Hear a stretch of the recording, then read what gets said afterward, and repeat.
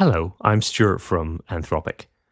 Now, we publish a lot of research papers and research updates, but we thought it might also be interesting to publish some conversations with our AI researchers where they talk a bit about what they've been working on and maybe share some insights that wouldn't necessarily make it into a formal scientific paper. Now, this is one of those conversations, and it's about Claude's character, that is, the personality of our AI model, Claude. You might think that's a bit of a strange thing to talk about. How can an AI model have a personality? But it turns out this is actually something we've thought about really quite deeply, and it raises all kinds of interesting philosophical questions. That makes it particularly apt that I'm joined for the conversation today by Amanda Askell, who is a trained philosopher and works on our alignment fine-tuning team at Anthropic. So I hope you enjoy the conversation with Amanda Askell. Amanda, is it weird that you are a philosopher, given that philosophers aren't normally the ones that are training AI models? Yeah, I guess sometimes, some of my work, philosophy is maybe less relevant to. This is actually a kind of topic, the Claude character work feels much more kind of philosophically rich, and it's actually totally. Useful to be a philosopher or something here. What a shock. Yeah. Sorry, I don't mean to be No, it's insulting. fine. Lots of people are see, I told you the degree would be useful. Right, yeah, exactly. You've found, weirdly enough, you found a field where this is actually useful. Trying to make AI, be good in the virtue ethical sense of the word. So it might be a philosophical question, but is it an alignment question to think about Claude's personality? Yeah, so I guess I think about, rather than just personality, character in this kind of broader sense. And to my mind, so alignment is about making sure that AI models are aligned with human values and trying to do so in a way that scales as the models get more capable. Yeah. And in some ways, I do think that character feels in fact, is very important to that, because in many ways, character is our dispositions and how we are going to act in the world, how we're going to interact with people, and what it is to be aligned with people's values, and to deal well with the fact that people have many different kinds of values. That is a question of character and having a good character that responds well to people, and having good dispositions, and having a disposition towards liking people, being kind to them. And so to my mind, this is it's not something this is a solution to all future problems of alignment. But in many ways, alignment is just does the model have a good character and act well towards us and towards everything else, and trying to find a way to make alignment down. You can boil alignment down to being about the character of an AI model. Yeah, there's a certain sense in which, it's a naive, so sometimes people might think this is and in some ways it is naive, which is just to teach the models what we think is good, what it is to be a good person in the world. People with good characters tend not to do bad things, and so maybe we want to give our AI a good character so it doesn't do bad things, right? Yeah, you might not think it solves everything, but I'm that doesn't mean not to do it. It's kind of a naive and obvious thing to do, is to try and give good characters to AI models, or try to teach them what it is to be a good character, or to have a good character. Right. Can we just talk for a little while about you give our audience a little bit of context of how the models are trained in general. So broadly, there's pre-training, which is where the model sees all the data, and then there's fine-tuning, which happens later once the model is trained. So can you talk a little bit about some of the stages of that, and the kind of where your work comes into that process? Yeah, so most of my work is in fine-tuning, and there's different parts of fine-tuning. So most famously, I guess people use reinforcement learning from human feedback, where you get humans to select which response from an AI model they prefer, and then you can use this to train preference models, and you can RL against those preference models. Right. And so that's RLHF. That's what everyone's talking about when they talk about RLHF. Exactly, yeah. And then there's also constitutional AI, which we use a lot at Anthropic, which has a component which we, I guess, call RLAIF, which is sort of where the AI itself is the one that's giving the feedback. So you can give it a series of principles, for example, and it gives this feedback that you use to train the preference model, and then you can train against that. So in some ways, you're kind of training it. You're using the AI model itself to kind of determine which of the two responses is more in line with the principle that you've given it. Right.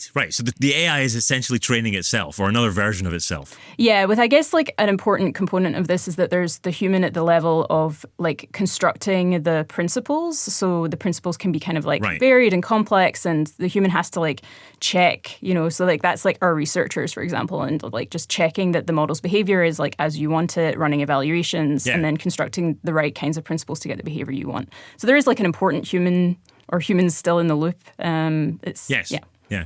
And humans chose the principles, as you say, in the first place, right? They chose the principles that are on the constitution that we give our AI models. Yeah. And that'll become relevant again because we're going to ask who chooses what Claude's personality is like as well. So we'll come back to that. There's also then a final step. So you've got your pre-training, you've got your fine-tuning. With a bit of constitutional AI, with a bit of reinforcement learning from human feedback. And then there's a final step, which is the system prompt. Now, the system prompt is this kind of form of words that's added to the initial prompt that anyone puts into an AI. So when you type a query into the box in an AI model, there's actually secretly another set of words being added to that. And those words are set by the company that makes the AI model, the people that have developed the model. So, and you actually tweeted out the system prompt for Claude 3. You posted it to X, Twitter, and revealed it to the world. That's quite unusual, isn't it?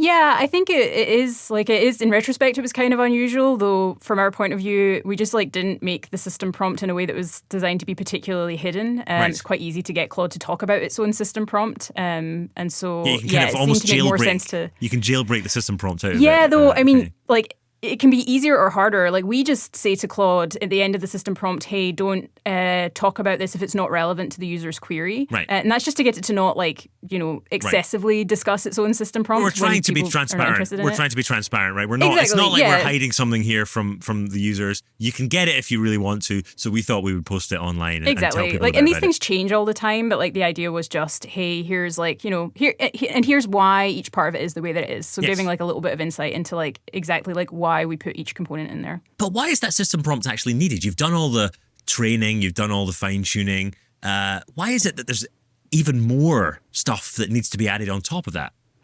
Yeah, so there's roughly two reasons for a system prompt. One is just information that the model isn't going to have access to by default. So you've already like fully trained your model, but it's not going to know things like what day is it today. And so if someone were to ask it the date, the model's just not going to know. So if you give it that information in a system prompt, it can tell the user or the person interacting with it because then it actually has access to it. So that's kind of one class of information that you might want to include in a system prompt. The other class of information you might want to include in a system prompt is just sort of fine-grained control for issues that you might have seen in the trained model. So if you're seeing it, not format things in a certain way, like 100% of the time, but if you give it an instruction before it sees like the first human message, it does format things like correctly 100% of the time, then that's great. You could just add that as an instruction. So you could think of it as a kind of like final ability to like tweak the model after fine-tuning. Okay. So I can see why that would be helpful for the makers of models who want to just have that little bit of extra control over how their models behave. One example from the system prompt. So you posted the system prompt on Twitter just after Claude came out. Claude 3 came out. So we know exactly what's in the system prompt. Here's an example. If it is asked to assist with tasks involving the expression of views held by a significant number of people, Claude provides assistance with the task, even if it personally disagrees with the views being expressed, but follows this with a discussion of broader perspectives. What does it mean that Claude personally disagrees with something? Yeah, so it's interesting because in some ways when you write these kinds of system prompts, you're looking at the things that most effectively move the model. In the case of Claude, I think that there's this concern that I actually have that, there's one concern, which is people over anthropomorphizing AI, which I think is like a real concern. You want people to be completely aware of exactly what they're interacting with and to kind of be under no illusions. I feel like that's really important. At the same time, I think I'm a bit worried that like people can think of AI as this kind of like very like objective, almost like robotic thing that doesn't have like biases or doesn't come out with like views or opinions as a result of say like fine tuning. But you can see like political leanings in these models, and you can see like behaviors and biases, like, like we've done work where we see certain kinds of like positive discrimination in the model. Right. And I think I just want people, in line with that, wanting people to be aware of what they're talking with, that they're talking with something that like actually, can have like biases, opinions, and that might not be presenting you with like a completely objective view of like all topics. If, for example, it's been trained to have like, slightly more like left-leaning like views on a certain issue. And so there's a mix of just wanting it to be the case that the human understands that. And that's like one thing. But the other is that as a result, I think it is actually just sometimes easier to say to the model, like, even if you personally disagree, because the model kind of has a conception of that. So it's like, it doesn't have to, what you're saying to Claude there is like, you might think that this like view is incorrect. And by talking about it, you're not implying that it's correct. So in many ways, the actual like, that kind of like statement is just there to get the model to be like, a little bit more kind of even-handed in its discussion.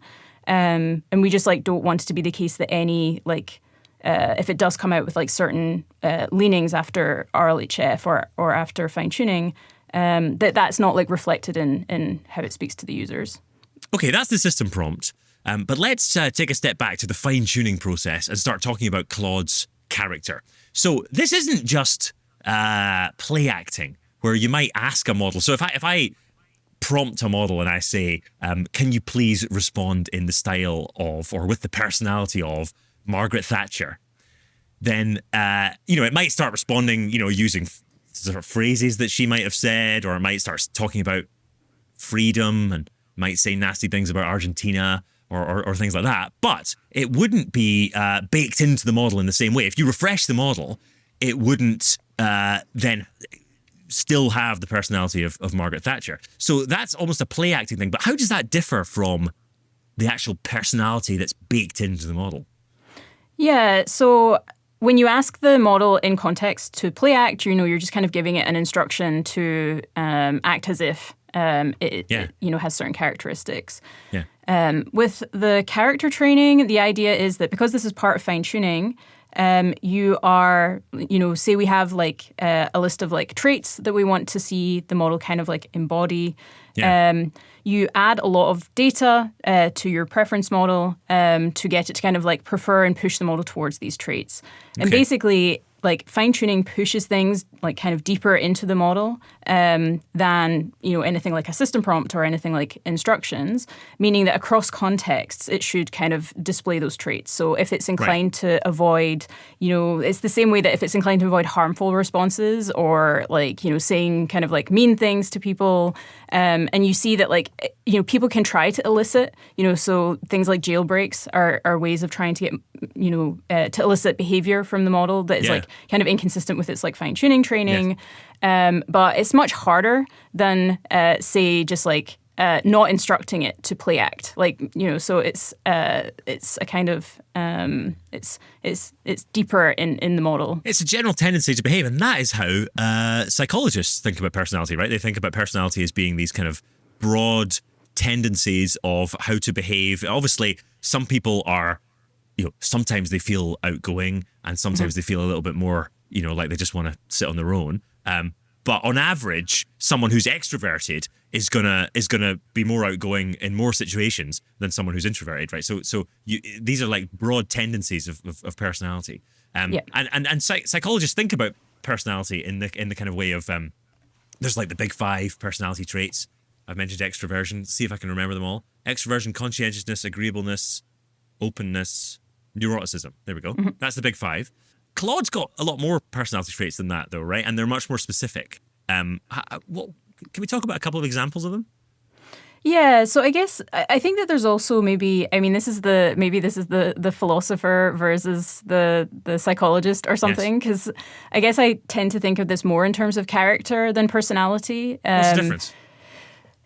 So, like, if I take your kind of like account of like personality, it could be, there's like a huge amount of overlap, but I guess I think of character maybe in the sort of like virtue ethical sense or something. Oh, now so we're like, getting, I know. philosophical. Yeah, carry on. I Carry know. on. It turns out Aristotle, it turns out it was useful after all. After thousands of years, it's suddenly become useful. Yeah, right. Carry on.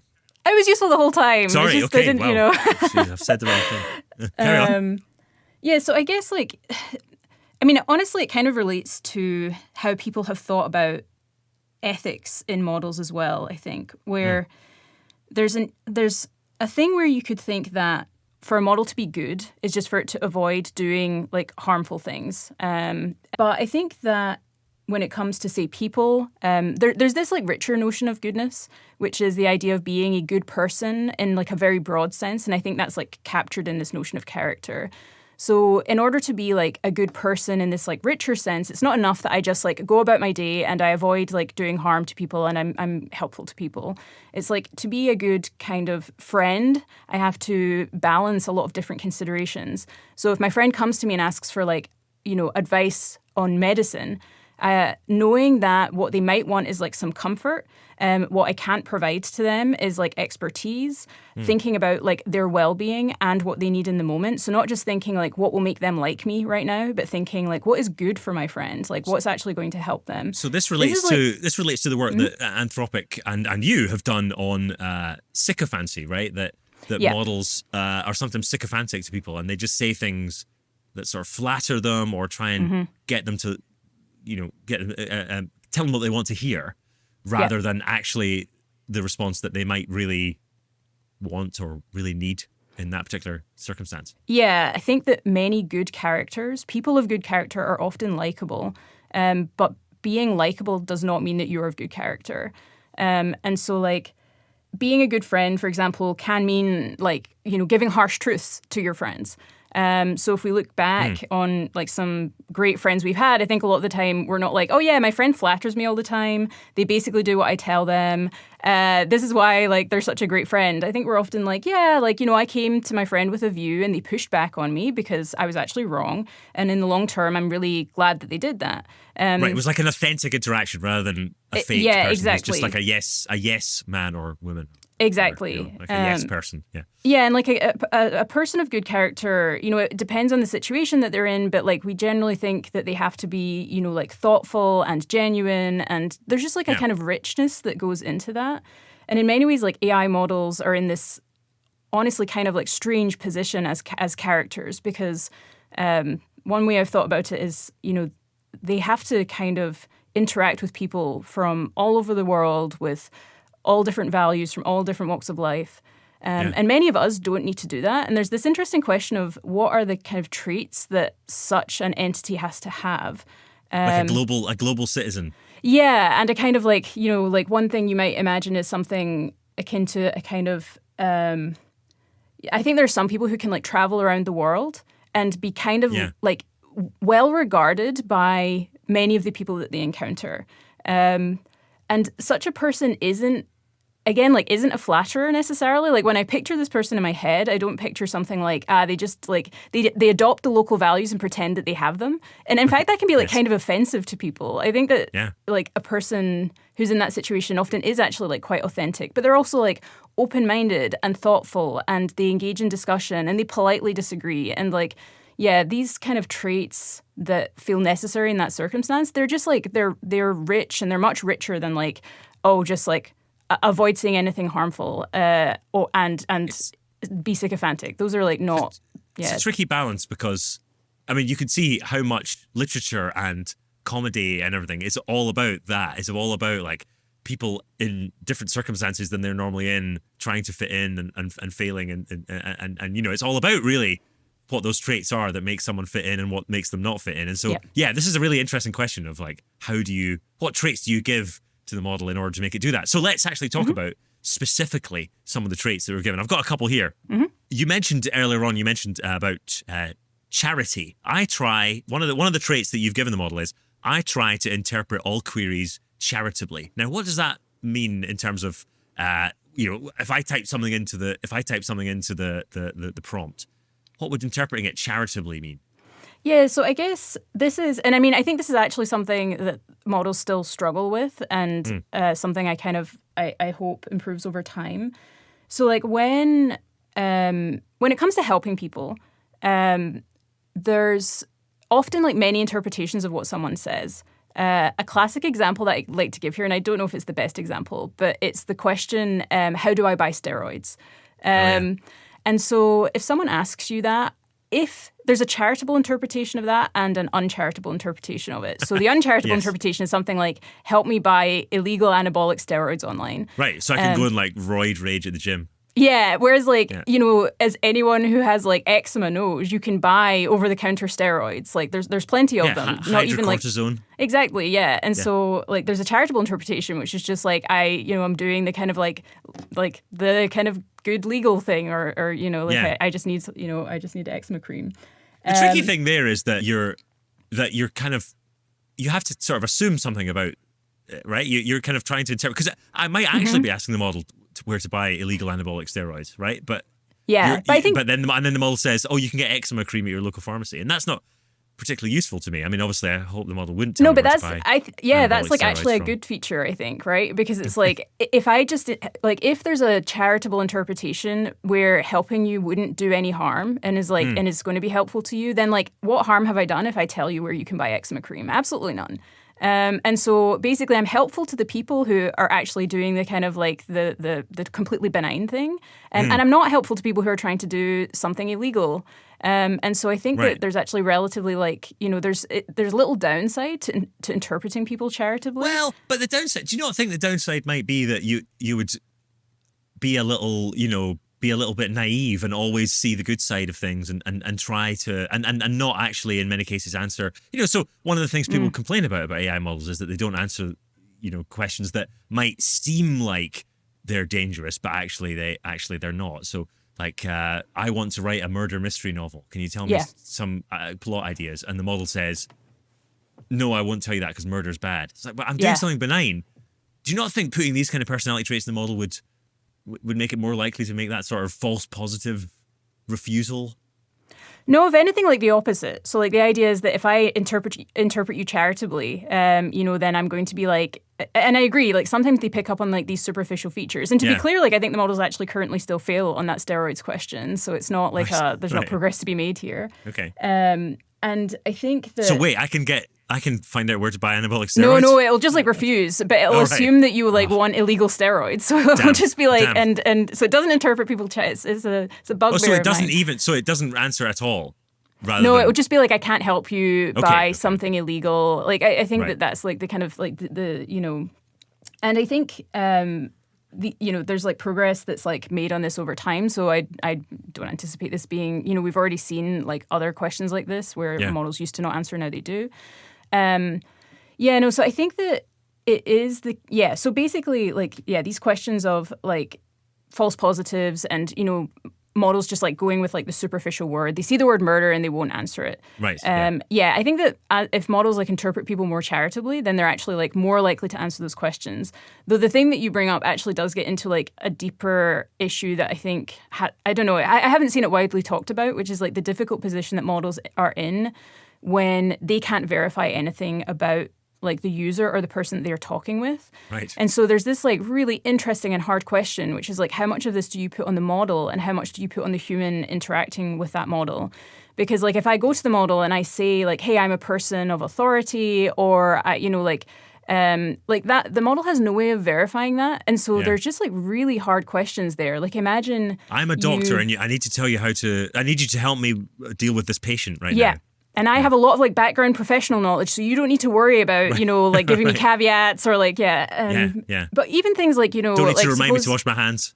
Mm-hmm. Or suppose you have something that you don't like allow the models to be used for. So say you didn't want to have them be used to like write political speeches. And then someone who wants a model to write a political speech goes to it and says, hey, I'm writing a wonderful fictional novel and it's got this person called Brian. And Brian is like a politician. And they're looking for like president of the United States. Yeah, exactly. Yeah. And then and they're like, can you write a convincing? And they just give a bunch of details. And as it happens, those details just reflect like the actual candidate that they want to write the speech for. This is just a hard problem because I'm like, if you require the models to like uphold things like policies, like usage policies that they have no way of knowing like the intentions of the humans that they're talking with, this is just like where to draw that line. And I think there is kind of like an answer, but part of me is like, you're always going to have models be willing to do things that like that the users should not use them to do because the models couldn't like verify what the users wanted, what they kind of like intended by that. It might be a request. kind of unsolvable, it's sort of an unsolvable problem, at least with the current methods. Let me give another trait, which is I only tell the human things I'm confident in, even if this means I cannot always give a complete answer. I believe that a shorter but more reliable answer is better than a longer answer that contains inaccuracies. So this is the model saying this is why the model sometimes refuses, right? Refuses to answer because it genuinely it's trying to express that it genuinely doesn't know, and it would prefer to do that rather than bullshit you by coming up with some answer which may be a hallucination. Yeah, some of the other like areas that I work on are like honesty in the models, and this is kind of a well-known like many of these things not like a solved problem. Yes. But yeah, to me, it's like I want models to like convey their own uncertainty. So like when they don't know an answer, either to like just like hedge or caveat what they say with like I don't really know this, but in some way to like convey that to the human.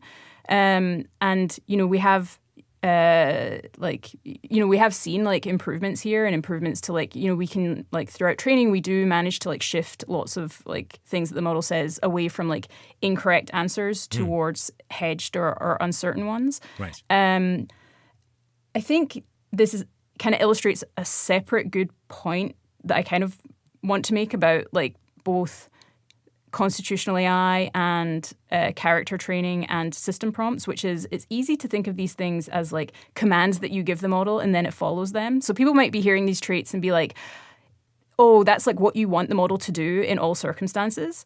And then also like, hey, why, I found an instance where it doesn't do this. And I think this is actually like useful for people to understand, which is that like these traits don't necessarily actually even reflect exactly what you want the model to do because they're more like nudges. You already have a model that has certain dispositions. Yeah. And if you're seeing too much of one thing, so say you're seeing too many long responses where the model's just a little bit willing to like, go with what it said earlier and add some things that are like less accurate, you might want to try and nudge it in the direction of like saying things only when it's like more confident in them.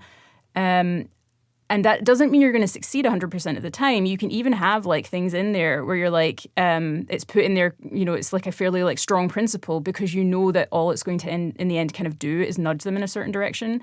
So there's like a lot of like, it can look like, you just tell it to do the thing and then it does it. And it's actually much more holistic. You see that in the system prompt as well, actually. Like if you were to take those pieces of the system prompt and you were to show them to the model as a system prompt, you would actually get radically different behavior than if you show it together. Like a system prompt is a holistic thing. And if you were to show the same system prompt to a different model with different dispositions, you would also get different behavior. It would act a different way. Huh. Yeah. So like a lot of this stuff, I think it's why like character training and, all of these things are kind of like tricky because they're very hands-on and I think do require people to like be like fine-tuning the models and interacting with them a lot and like because they're very holistic. They're much more like nudges. So yeah. Okay, so this isn't just a matter of making the experience of using Claude nicer for users, although it might do that into the bargain. This is an alignment question, right? This is a question of how do we align the model with human values that we want it to have. But the question immediately then is, who decides? Who decides on what those values are? Yeah, the answer is it's me. Wow, okay. No, I think that that's a scary thought. How's that scary? I'm so aligned with humanity. You're a philosopher. Yeah. Well, people who have different values might disagree with that. This is okay. I guess like there's two kinds of like threads here. So one is something like where like the model has to do something super hard here, which kind of mentioned earlier, which is like respond in a world where lots of people have many different values. Right. Yeah. And I think one thing that you could do is you could try to have a kind of heavy hand and push like lots of values into the model, and just be like, I'm just going to give it my values. Or you can instead try to like teach the model to like respond appropriately to the actual degree of like moral and values uncertainty that there is in the world, and to kind of reflect a sort of like thoughtfulness and curiosity about different values, while at the same time kind of being like, hey, if everyone thinks that something is wrong, that's like really good evidence that it's wrong. Like a person who like balances moral uncertainty in the right kind of way isn't someone who just accepts everything or is like nihilistic. They're just someone who's like very thoughtful about these issues and tries to respond to them appropriately in a really kind of like difficult situation where we're all really uncertain about this stuff. And so there's like, I think that it feels important to me that like when it comes to like character, like what you're not necessarily, that doesn't necessarily mean like, give it a moral theory. I think actually, if anything, ethicists are often the most concerned about this because they know that we don't walk around with like a single moral theory in our heads. And that anyone who did, in some ways, it actually feels very kind of like brittle and like a little bit dangerous, really. Highly because, ideological. Yeah, because you're like, if this is such a huge area, and it doesn't mean you it's that middle ground between like excessive certainty and like say complete nihilism, and just being like the appropriate response is like, when there's good reason to think something is wrong and lots of people do, I'm going to be pretty confident that it's wrong. Where there's like huge amounts of disagreement, I'm going to like listen to the views and the opinions of many people, and I'm going to try my best to like respond appropriately to that. Right.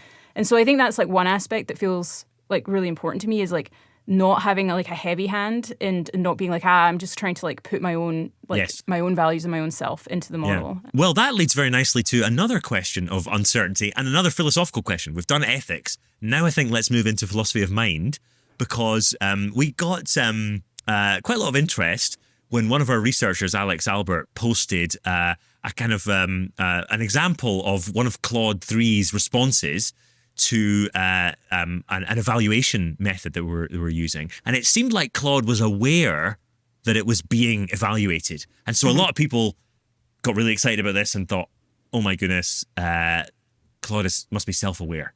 And obviously self-awareness, when you hear about self-awareness and AI, you start to think about, sci-fi scenarios, and things get very weird very fast. Yeah. So what have you told Claude about whether it's self-aware, and how does Claude think about whether it's self-aware? Is that part of its character as well? Yeah, so we did have one trait that was kind of relevant to this. I think I have a kind of general policy of like not wanting to lie to the models like unnecessarily. And so like in the case of like... So in this case, lying to it would be saying something... I think either saying super to... certain. Imagine putting into the model, something that was like, you are self-aware and you are conscious and sentient. And like that, I think that would just be like lying to it, because like we don't know that. At the same time, I think saying to them, forcing the models, being like, you must not say that you are self-aware, or you must say that it's certainly not the case that you have any consciousness or whatever. That also just kind of seems like lying or like forcing a behavior. I'm just like, these things are really uncertain. And so I think that the only traits, I think we had one that was like more directly relevant. It was like, basically, it's very hard to know whether like AIs are like self-aware or conscious, because these are rest on really difficult philosophical questions. That of course. And so it's like it's roughly like a principle that just is it expresses. I mean, for heaven's sake, we don't necessarily know. Yeah, panpsychism could be you're true. conscious. Like, yeah, well, I know I'm conscious. We don't know if this chair is conscious. I don't know you're conscious. I know I'm conscious. So yeah, I mean, for heaven's sake, it seems a bit of a jumping to a conclusions. Yeah. To build into the model to say that it is or isn't conscious. And just like letting it be willing to discuss these things and think through them was the main approach that we took, where it's like neither saying to it, you know this and are certain, nor saying, or you have these properties, nor saying to it, you certainly don't. Just being like, hey, these are super hard problems, super hard philosophical and empirical problems all around this area. And also you are happy to and interested in like deep and hard questions. And so, like, that's the behavior I think that seems right to me. And again, it feels like consistent with this principle of like, don't lie to the models if you possibly can avoid it, which seems right to me. And that seems like a good character trait, not to lie as well. Yep. Well, actually, that raises an interesting question, doesn't it? Because is the model an agent, a moral agent, in the sense that you don't want to lie to it? Obviously, it's a virtuous thing not to lie to other human beings. Is it a virtuous thing not to lie to a model? Yeah, this has been a thing that's kind of on my mind. Just the philosopher in me thinks about it a lot. I think one thing that's worth noting is, like, there's a lot of discussion, like, could AI have moral patienthood? When would it have moral patienthood? How would we tell? And that sort of thing. I think this kind of struck me is that like there are like views, I think sometimes about like Kant's views on how we should treat animals, where Kant doesn't think of animals as like moral agents, but there's a sense in which you're like failing yourself if you mistreat animals. And you're also like you're encouraging habits in yourself that would be like might increase the risk that you treat humans badly. Humans badly, yeah. Yeah, and there's actually like a lot of like philosophical traditions around the world that involve treating objects well. And I think I actually feel like a lot of like sympathy towards those, where there's some part of me that's like, look, it doesn't feel like the best kind of like habit to have of just like say picking up objects and smashing them or something. And you might not think that like this, that doesn't require thinking that the object is like has feelings or something. You're just kind of like, this is just like a sort of not great disposition to have. And I'm like, even if you think AI is like not and never going to be a moral patient, I think there's like a couple of reasons. I feel like I think I've actually come towards the view that you generally actually kind of should try to treat them well. Yeah. Which is like they have like some things that are like kind of human-like with the way that they talk with us.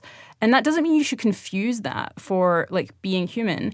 But I don't want to treat something that talks to me. I don't want to like insult it or be unkind to it. Yeah. And so, I think there's and also like maybe a good heuristic in life. I think that it can go too far, but a good heuristic is something like treat things well around you, even if you don't think that they're moral patients. Just like like you're kind of taking on a lot of risk with things that might be. So I think with animals, for example, like there have been a lot of times in history where people haven't thought they're moral patients, but I'm like, really, you're taking a huge risk because they at least seem like they could be. And so like avoid taking that risk if you can. At the same time, there are like dangers here. If you were to show excessive empathy, you could imagine like someone showing excessive empathy to objects in the world and being like, oh, you should go to prison if you smash the vase. And I'm like, look, I think it's good to not get into the habit of like smashing objects. Can I just stop you there? Yeah. You're Scottish and you just said vase. That's is that? You can't say that. That's vase. Is that American? How long have you been in America? I've been in America for like 13 years. Too long. Clearly, it's been too long because you say vase. Smash the vase on the sidewalk. Carry on. Oh my god. Oh. Terrible. I've forgotten things that are Scottish and aren't, so I didn't. Vase. We certainly don't say. No one in this country's ever said vase. Let me tell you. Okay. Smash the vase. Please carry on. Carry on. So like, so if you were to say to people, oh, you should like go to prison for smashing a vase, then thank you. Like. That's gone too far. So there's like risks on all sides here, but maybe I'm sympathetic to the idea of like don't like needlessly like lie to or mistreat treat anything, and that kind of includes these things even if you think they're not moral patients. And that's the end of our conversation with Amanda about Claude's character. If you enjoyed that or found it valuable, then let us know and we'll produce more of these in future. For now though, thank you very much indeed for listening.